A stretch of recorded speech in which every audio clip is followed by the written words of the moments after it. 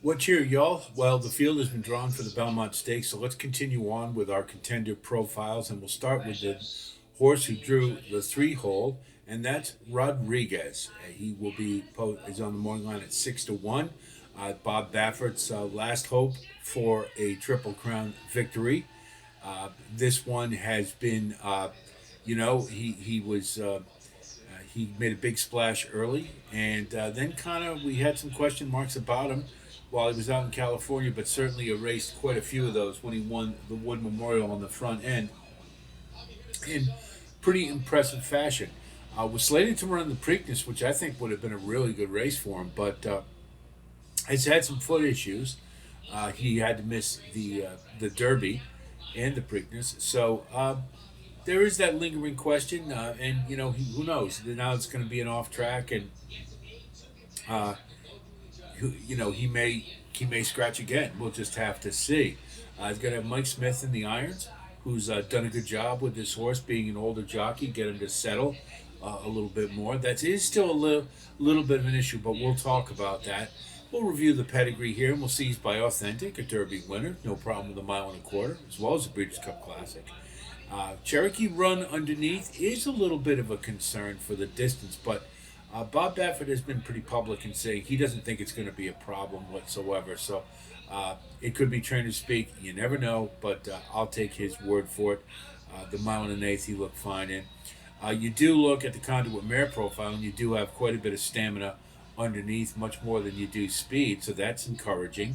And the triads are heavy duty on the classic and solid professional influences. So, despite the fact that Cherokee Run is the sire, may be able to, this mare Kayala may give him the stamina that he needs. And like I say, if Bob Baffert's comfortable with him running at the distance, I'll have to believe that he can do it as well. Take a look at the running lines, and obviously that big time maiden win in the second start. He wasn't bad in the first one either, losing to Romanesque. But I think this horse was headed in the right direction. Now, for those of you who, will refresh our memory a little bit, let's recall the thing that I think a lot of us, some people miss sight about the California Derby preps, the Lewis and the San Felipe. He was deliberately handcuffed in those races. Bob Baffert had 2 or 3 horses in each of them, and he was basically allowed to pick and choose who he wanted to have the better race. And we know this because later in the Santa Anita Derby, Barnes, who couldn't beat journalism, they sort of just let him run around the track in the Santa Anita Derby. And whereas he had and Citizen Bull got top billing. Well, they had Rodriguez rating. You could see, particularly, I got attracted to this horse in the Lewis because it was clear that they were not letting him get to the lead.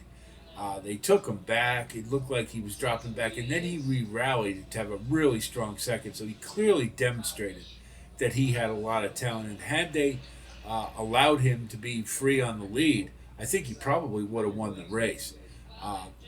And San Felipe, they kind of did the same thing with him, and he just wasn't able to rate terribly well. But once they took the handcuffs off in the Wood Memorial, boom, got a really solid front-running victory was able to hold off Grande, who ran a monster that day as well, and finally ran a really nice class rating in, albeit a pretty weak field in retrospect. Aside from the top 2, I probably wouldn't take any other horse from that race. And 116 was one of the lower rated Derby preps, if you recall.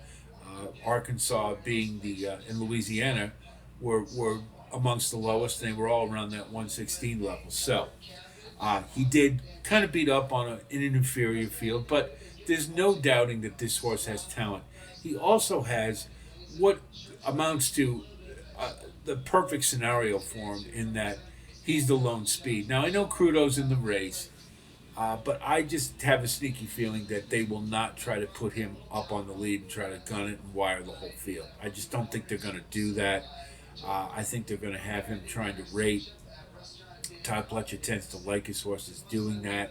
And I think with the specter of Rodriguez, I think it's would be a very tall order for him to take him all the way. So, in order to get the best chance for him to win, I think he has to rate right off of Rodriguez. So, Rodriguez is going to have the lead. Now, the same question looms for every horse other than the big three: journalism, sovereignty, and Baeza. Can this horse progress to a level where he gets into that upper echelon? Because those three are clearly the best 3 year olds of the crop, without a doubt. And they really have distanced themselves. The Derby, I think, was very indicative of that. And we had seen it in the preps, is that there's just a really big gulf from the best to the rest of the 3 year olds. So, uh, Rodriguez certainly looks like a horse who maybe can get, can at least get to on the same level, if not, I don't think he's. I think it'd be a tall order to pass any one of those three, to be honest. But he's going to have the race scenario that works for him, and he is, off track. He's never run on it before, but what more of a concern to me, we're going to go look at the first take here, and we'll get to what I'm thinking. The positives are this horse clearly has talent, without a doubt.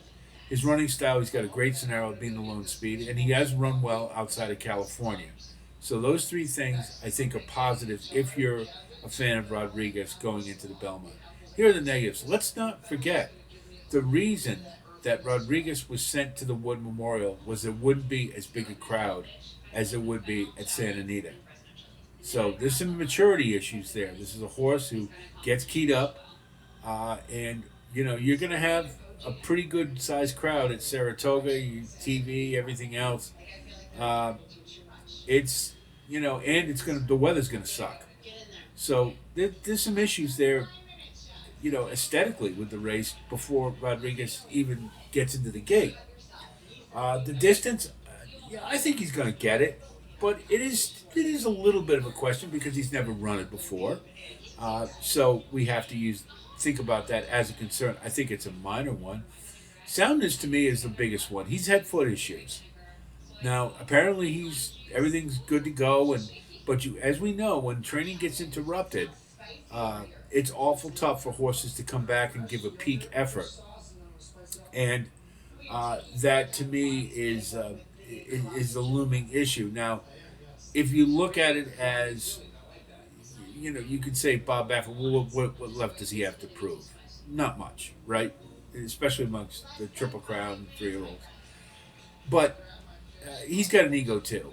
And I think he's really chomping at the bit to get a Triple Crown victory this year, especially coming back off of suspension. And from Churchill Downs, anyway. I mean, but so there's a little bit of me that thinks, I mean, maybe they should have waited for the Haskell with this one. I don't know. Regression is the other concern. He did run big in the Wood. It was his biggest effort to date. With the foot issues that he's had, and after running a big effort, does he bounce off of it? We'll see. It's possible. So that's a concern as well. So summing it all up, I mean, he's going to be the speed and speed. And if he's good enough, he's going to take them all away. Is he going to need a little bit of racing luck? Yeah, he is. Are we absolutely certain that he can run well enough that he can beat three monsters? Tall order, really tall order, I think. But of anybody in the field who has the potential to do it, Rodriguez would probably be the one. Can he hang on? Can he stick around being the lone speed? Good possibility. He's got a puncher's chance to win it. I think it's very possible he can get into the mix, into the exotics. I don't know if I like him at 6-1.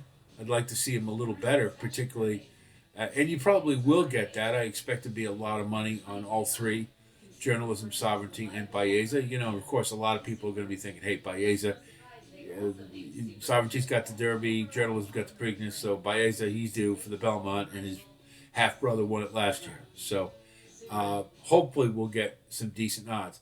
He's got a chance. I'm not willing to toss him, but really, I'd be more encouraged if he hadn't had foot issues so far. So let's see what the rest of the week brings for Rodriguez. Hope this helps you with your own assessment. Getting ready for handicapping the Belmont Stakes. We're going to do that and once we finish our contender profiles. We've got a couple left. We'll get those out, and